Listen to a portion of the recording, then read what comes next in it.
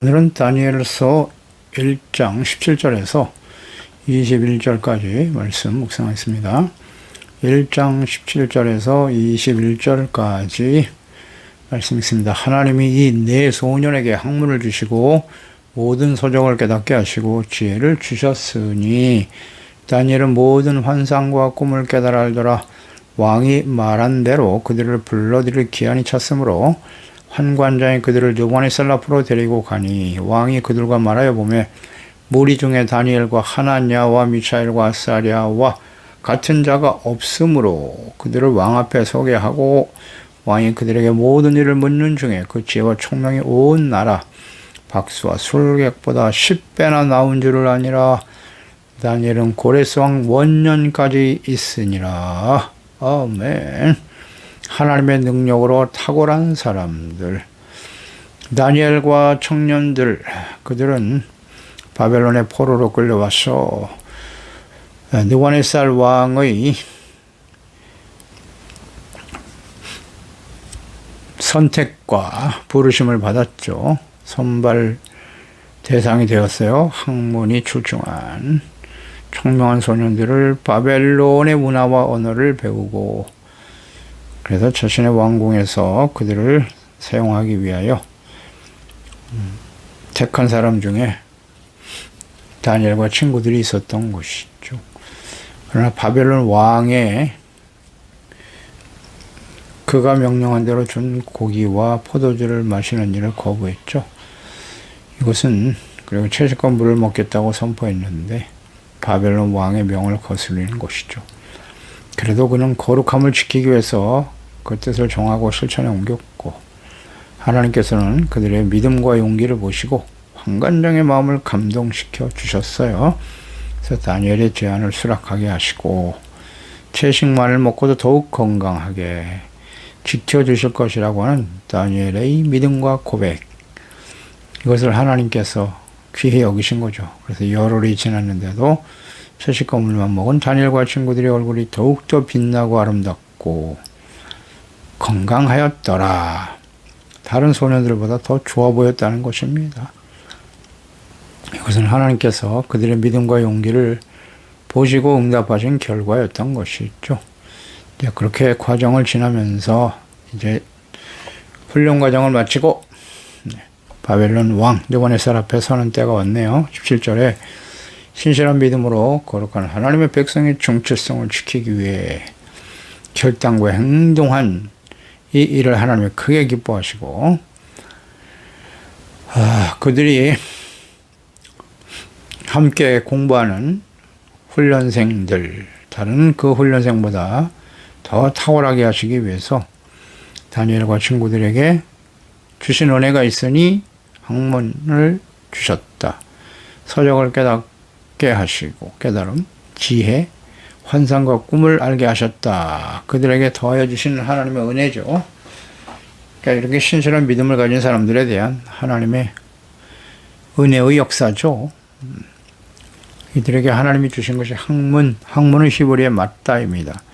맞다란 말은 알다, 지식, 혹은 마음, 이런 의미를 담고 있는 단어인데, 이 맞다라고 하는 히브리어, 이것은 과거 하나님께서 솔로몬에게 주셨던 것이 바로 맞다였습니다. 역대하 1장 7절로 10절에 보면 그날 밤에 하나님이 솔로몬에게 나타나 그에게 이르시되 내가 너에게 무엇을 주랴 너는 구하라 하시니 솔로몬이 하나님께 말하되 주께서 전에 큰 은혜를 내 아버지 다윗에게 베푸시고 내가 그를 대신하여 왕이 되게 하셨사오니 여호와 하나님이여 원하건대 주는 내 아버지 다윗에게 허락한 것을 이제 굳게 하옵소서. 주께서 나를 땅에 티끌같이 많은 백성의 왕으로 삼으셨사오니 주는 이제 내게 지혜와 지식을 주사 이 백성 앞에서 출입하게 하옵소서. 이렇게 많은 주의 백성을 누가 능히 재판하리까 하니. 솔로몬이 1000번제를 드렸죠. 어린 나이에 왕이 되었어요. 솔로몬도 역시 소년 때에 하나님의 마음을 감동시킨 사람이었죠. 다윗과 같이. 그래서 하나님이 꿈속에 나타났어요. 내가 너에게 뭐 해주기를 원하니. 그러니까 솔로몬이 구한 것이 바로 지혜와 지식, 바로 맞다를 구했단 말이에요. 맞다.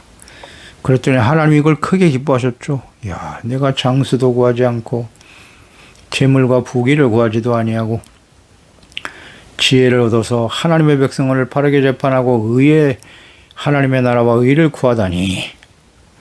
그래서 구하지 아니하 모든 것을 더해 주셨다고 하셨지 않습니까?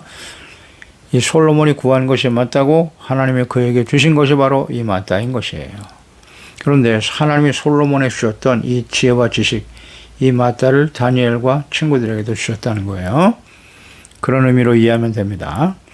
그 다음 모든 서적을 깨닫게 하시고, 이 깨달음이다, 깨닫다라는 것이 히브리 사칼인데, 지혜롭다, 총명하다, 어떤 주의를 집중한다, 이런 의미를 갖고 있죠.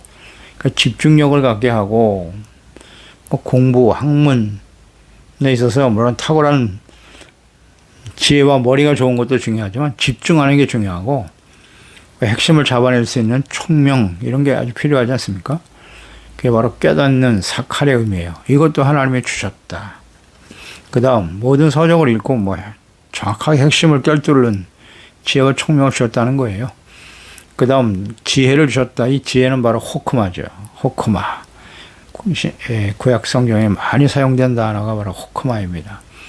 이 호크마의 지혜는 영민하다, 이런 의미, 분별할 줄 아는 분별력, 올바른 선택으로 이어지겠죠. 그래서 이 지혜라고 하는 것은 선과 악을 분별할 수 있어야 되는 거고, 하나님의 뜻, 이것을 잘 분별하고 깨달을 수 있는 거, 이런 게 바로 지혜입니다. 해야 할 일과 하지 말아야 할 일을 분별할 줄 아는 것, 그 기준은 철저히 하나님을 경외하고 하나님의 말씀에 근거한 것이겠죠. 그러니까 하나님의 말씀을 잘 모르면 이런 지혜를 얻을 수가 없어요. 그리고 환상과 꿈을 통해서 계시하시는 하나님의 뜻을 분별하고 깨달을 수 있는 이런 총명함과 능력, 영적인 능력도 주셨다는 것이죠. 꿈과 환상을 통해서 하나님의 뜻을 알게 되었다. 그것을 풀이한다. 그것은 하나님이 장차 하실 일에 대한 깨달음이죠. 이런 능력은 바로 하나님께서 요셉에게 주셨던 능력이죠. 그래서 요셉은 환상과 꿈을 꾸고 그것이 하나님이 하실 일인 걸 정확하게 이해하고 그 일로 쓰임받았던 사람 요셉. 그러니까 이 다니엘과 그 청년들에게 주셨던 이 놀라우신 하나님의 은혜는 솔로몬에게 주셨던 지혜와 지혜. 솔로몬은 너와 같은 지혜를 얻은 사람이 전무후무할 것이라고 했는데 다니엘과 친구들에게도 허락하셨고 요셉과 같은 이런 영적인 능력도 허락해 주셨다는 거예요. 완벽하네요. 그러니까 선지자적인 능력이죠. 이성과 지성과 영성을 완벽하게 갖춘 하나님의 사람들이 되게 하셨다는 뜻입니다. 그러니 하나님의 지혜와 능력을 받았으니 사람이 어떻게 그 하나님의 지혜와 지식을 능가할 수 있겠습니까? 그러니까 하나님께서는 지혜와 지식의 근원이 되시는 분이시거든요. 이걸 우리는 잘 이해해야 됩니다. 그리고 누구에게 하나님을 경외하는 이런 신실한 믿음을 가진 사람들에게 이러한 지혜와 능력을 더해 주신다는 겁니다. 잠언서 9장 10절에 여호와를 경외하는 것이 지혜의 근본이고 거룩하신 자를 아는 것이 명철이다 그랬어요. 그러니까 이 지혜의 근본은 하나님을 경외하는 것이다. 그러니까 지혜라고 하는 것은 뭐냐? 하나님을 아는 거예요. 그리고 그분을 믿고 순종하는 것이죠. 따라서 이 다니엘과 친구들이 하나님께로부터 지혜를 얻었다라는 것은 그들은 하나님을 분명히 알고 있었다는 거죠. 알고 있었죠? 느부갓네살 왕, 당시에 절대 권력을 가진 왕이었지만 그 느부갓네살 왕보다 더 크고 강하신 분이 하나님이시다. 이 하나님이심을 알았기 때문에 그의 명령을 거부할 수 있었던 거예요. 그렇지 않습니까? 이제 우린 계속해서 보게 될 거예요. 다니엘과 그 친구들이 이 전능하신 하나님께 대한 절대적인 신뢰와 믿음을 가지고 있다는 사실을, 그 하나님을 경외하는 것이 바로 지혜인 거예요. 하나님을 알고 있었다. 하나님을 경외하는 것과 지혜. 연관성이 있죠. 거룩하신 하나님을 아는 것이 명철이라고 그랬는데 그들은 부정한 고기와 포도주를 먹지 않는 것이 거룩이라는 걸 알고 있었고 그 일을 하나님이 기뻐하시는 일이고 그와 같은 자들에게 하나님께서 함께 하시고 능력이 되어주심을 안단 말이에요. 그게 명철이란 말이죠. 잠언서 15장 33절 여호와를 경외하는 것은 지혜와 훈계다.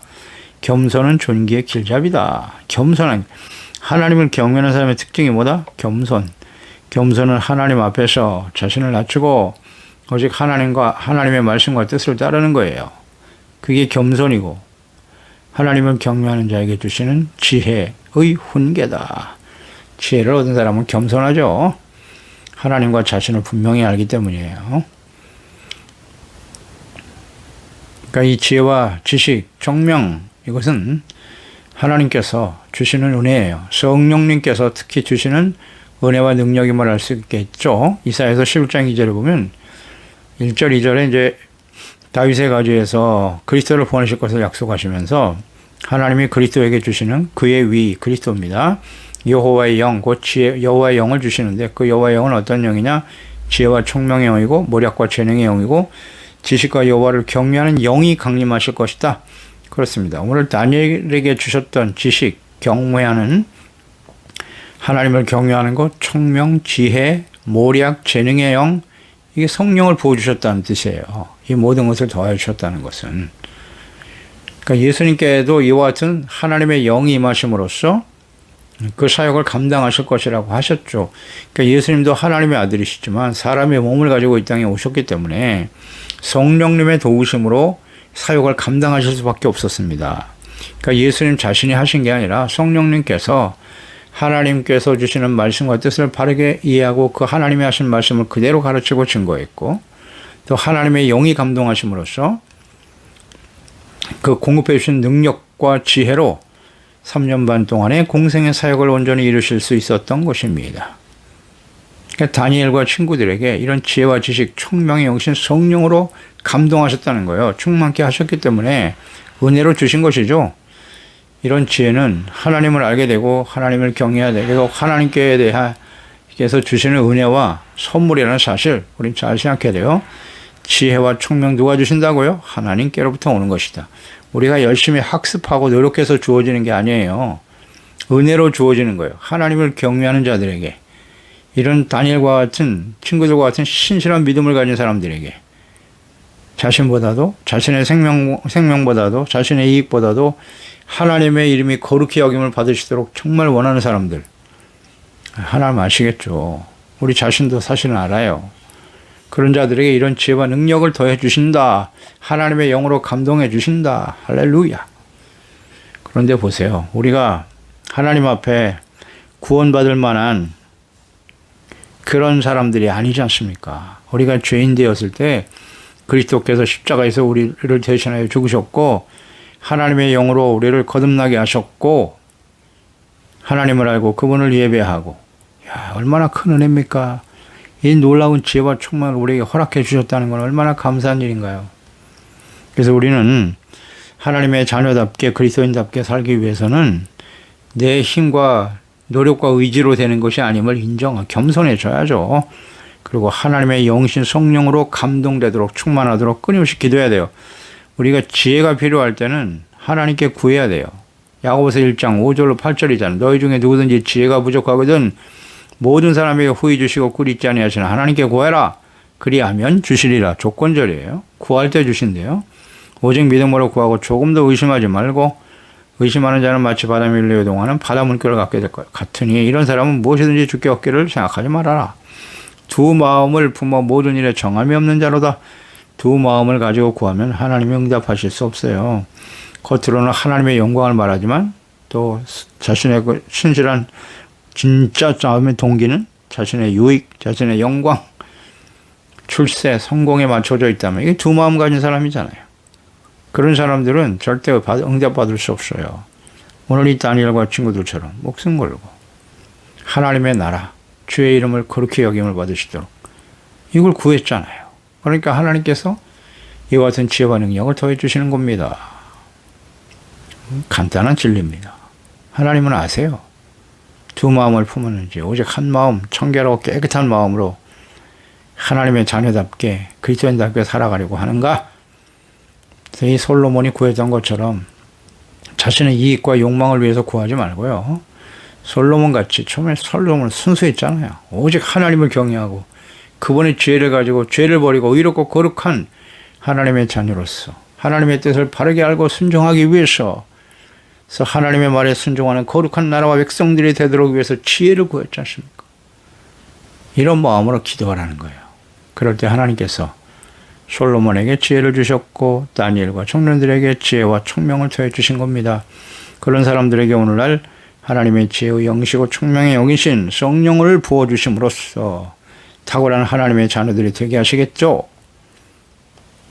18절에 왕이 말한 대로 그들을 불러들일 기한이 찼다. 환관장이 그들을 등원해 쌀 왕 앞으로 데리고 갔다. 공부하고 훈련하는 기간이 끝났어요. 그래서 드디어 바벨론 왕 느부갓네살 앞에 서게 되었는데요. 이 과정은 3년의 과정이었죠. 다니엘서 1장 4절로 5절에서 보았어요.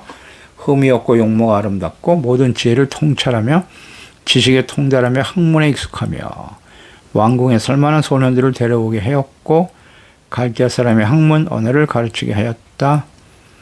왕이 지정한 음식을 먹고 3년을 기르게 했다. 5절에 나와 있죠. 3년을 기르게 하였으니 그 후에 그들은 왕 앞에 서게 될 것이더라. 3년의 과정을 거쳤다는 거예요. 흠이 없다. 용모가 아름답다.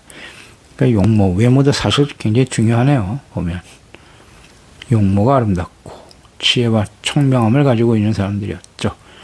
그래서 3년의 훈련 기간을 거쳐서 이제 왕 앞에 서게 되는데, 그러니까 바벨론의 학문과 지식, 언어, 문화를 배우고 익히는 시간이 3년이었네요.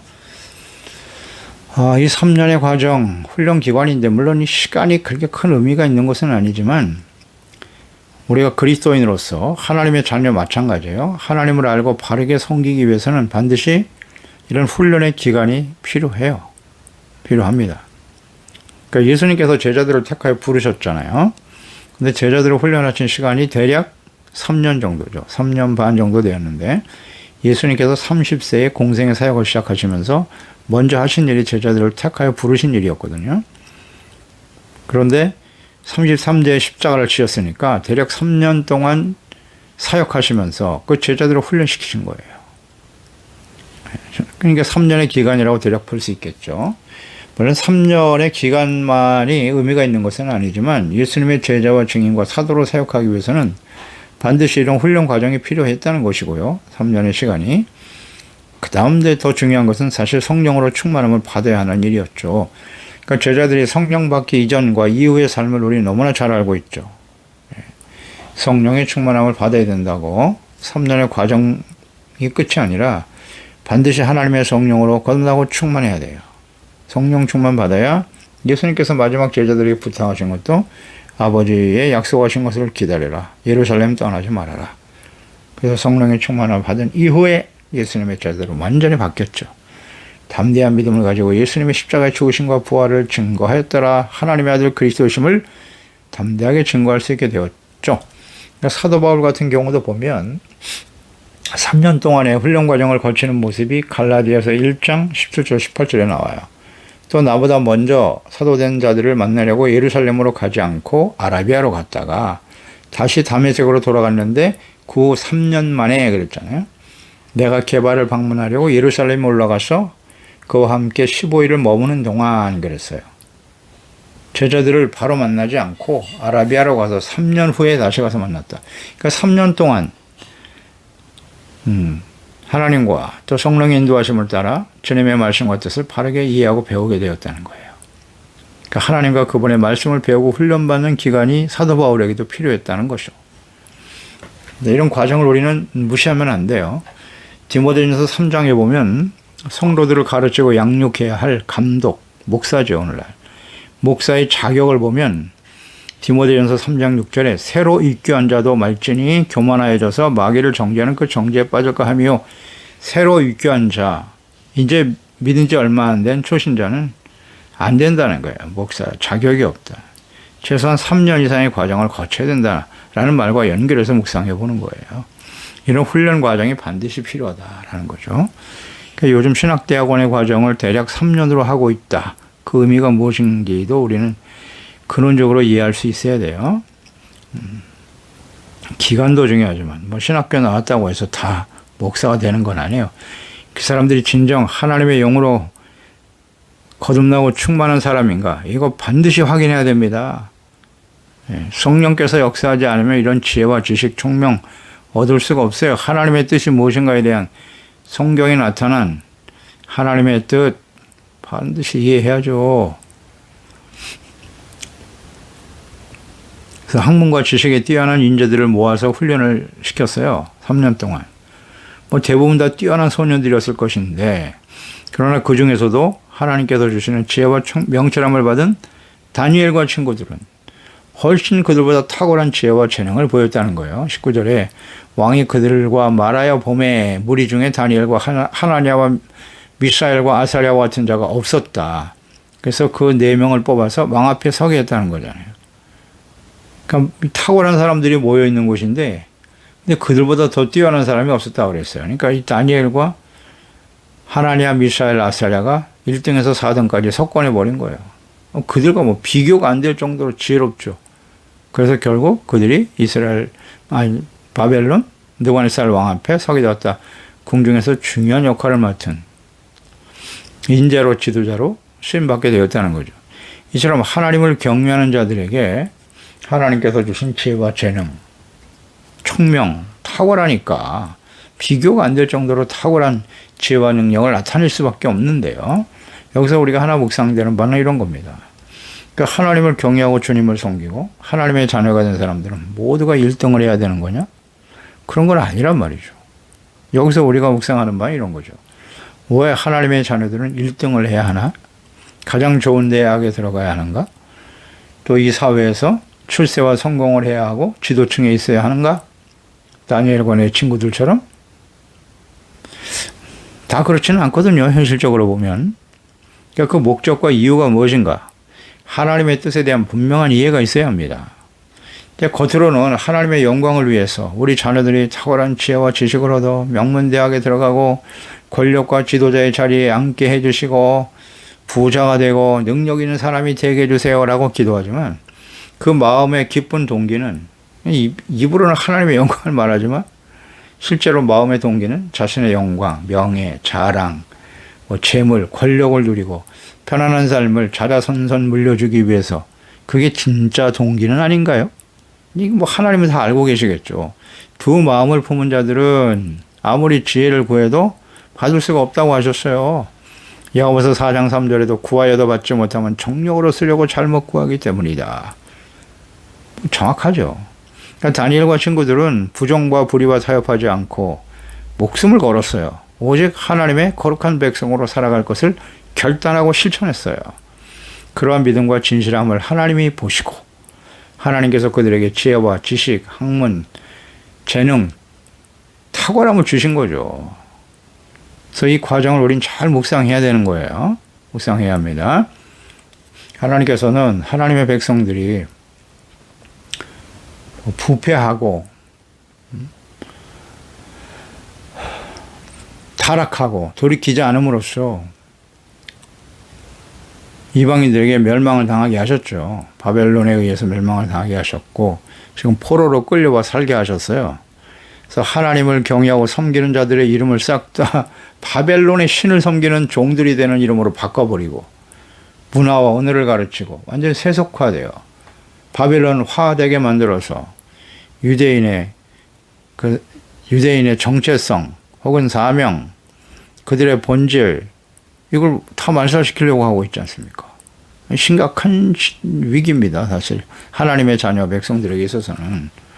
그런데 하나님께서 그러한 엄혹한 시절에도 하나님의 이와 같은 다니엘과 같은 이 청년들, 이 소년들의 믿음을 보시고, 순수한 믿음이죠. 진실한 믿음을 보시고 그들에게 지혜와 능력을 더해 주심으로써 모든 사람들보다 탁월하게 하시고 그들을 주목하게 하는 게 아니에요.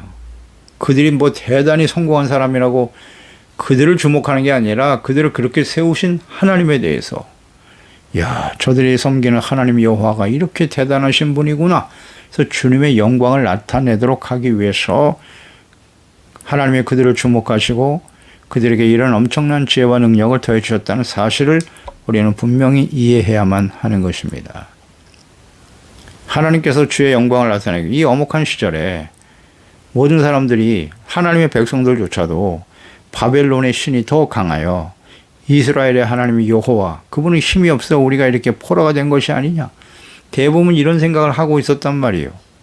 그러나 하나님께서 그들 중에도 이스라엘의 하나님이 얼마나 위대하고 전능하신 분이신가를 나타내기 위해서 선택한 사람들이 누구냐? 다니엘과 친구들이라는 거죠. 하나님의 뜻은 언제나 변하지 않아요. 이 세상은 하나님이 없는 세상입니다. 악하고 패역한 세대입니다. 이들 가운데 어떻게 하나님의 이름과 주의 영광을 나타내며 살아갈 것인가? 어떻게 해야 하죠? 세상에서 출세하고 성공하면 되는 겁니까? 부자가 되고? 이게 하나님의 뜻을 너무 몰라. 하나님의 이름이 거룩히 여김을 받으시오며 그의 나라와 그의 뜻이 이루어지기를 원한다고 날마다 주기도문을 외우면서도 그 의미를 모르고 있다. 하나님이 다니엘과 같은 사람들을 사용하셔서 지혜와 총명을 주시고 능력을 더해 주심으로써 오직 하나님의 이름을 높이는 거예요. 내가 얼마나 대단한 사람인가. 그래서 간증을 조심해야 된다는 겁니다. 간증이라는 건 잘못하면 자신의 영광을 나타내게 사람들이 자기에게 주목하게 만들어. 하나님의 이름과 주님의 영광을 나타내기보다는 그래서 위험해요. 어떤 면에서는. 오직 하나님께서 사용하고 쓰임받는 사람이 되어야죠. 주님의 영광과 뜻을 나타낼 수 있는 사람들이 되어야 하는 겁니다. 그들에게 지혜와 총명함을 주심으로써 탁월하게 하신 거예요. 하나님이 하시는 거예요. 그리고 하나님과 그분의 뜻을 당시 바벨론 포로 생활하는 유대인들, 그들이 하나님이 힘이 없고 연약하다고 생각하는 거, 하나님 우리를 버렸다고 생각했다고요. 그게 아니라는 것을 하나님의 백성들에게 알게 하시고 더 나아가서 그 모든 이방인들에게 하나님께서 얼마나 위대하신 전능하신 하나님이신가를 증거하도록 하나님의 지혜와 능력을 주셨다는 사실을 잊지 말아야죠. 그걸 똑바로 알고 구하고 있나요? 20절에 왕이 그들에게 모든 일을 묻는 중에 그 지혜와 총명이 온 나라와 박수와 술객들보다 10배나 더하더라. 나온 줄을 아니라 10배나 탁월했대요. 느부갓네살 앞에 선 다니엘과 친구들, 그 당시에 바벨론 느부갓네살 왕이 다스리는 나라가 얼마나 큽니까? 노예들도 엄청 많이 데리고 왔을 거예요. 그러니까 모든 나라들을 다 총괄하는, 그 중에서 가장 탁월한 사람들만 뽑아가지고 학문을 가르치고 그 바벨론 왕 주변에 있었던 그 신하들, 술객과 박수들, 지혜롭고 총명한 사람들은 거기에 다 모여 있었을 텐데 그들보다 학문과 지식과 장래일을 예언하고 가르쳐주는 그 술객들보다 훨씬 탁월했다. 10배나 탁월했다. 10배나 탁월했다. 그러니까 왕 주변에서 왕을 돕고 모든 학문에 있어서 도와주는 사람들, 그 탁월한 사람 아니면 할 수가 없어요. 우리나라 같은 경우도 그 대통령 주변에서 비서관이 되거나 행정관이 되거나 혹은 모든 과정에서 탁월한 장관이 된다거나 대부분 행정고시 아무나 들어가는 볼 수 있는 게 아니에요. 이게 보석머리로 합격할 수 있는 게 아니라고. 탁월한 중에 그들보다 10배가 더 탁월했다고 했으니까 대충 우리가 이해가 되죠. 그럴 수밖에 없는 것이 그 당시에 박수와 술객들, 그들은 학문과 지식 혹은 장래일을 예언하고 가르쳐주는 그들보다 과거와 현재, 미래에 일어날 모든 일을 아시고 섭리하시는 하나님께서 주시는 지혜와 계시를 아는 다니엘과 친구들이 탁월할 수밖에 없었던 거죠. 10배나 지혜로웠다. 그래서 우리가 하나님을 아는 것이 지혜의 근본인 거예요. 하나님을 알면 세상 전체가 보여. 과거와 현재, 미래가 보입니다. 그래요. 성경 말씀을 깊이 묵상하고 하나님을 알면 알수록 앞으로 세상이 어떻게 흘러갈 것인가 잘 보여요. 그 사람의 미래가 어떻게 될 것인가 보입니다. 하나님이 역사의 주인이시거든요. 이런 것들을 우리가 깨달을 수 있게 되는 거고요. 그래서 21절에 다니엘은 고레스 원년까지 있었다.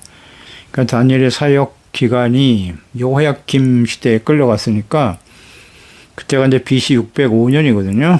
그래서 고레스 원년까지면 그때가 BC 538년이에요. 그러니까 대략 68년간 사역을 하게 되었다. 사역을 하게 되었다. 계속해서 이제 우리 다니엘이 그곳에 바벨론에 있었던 그 기간 동안에 하나님의 역사하심을 보게 될 것입니다.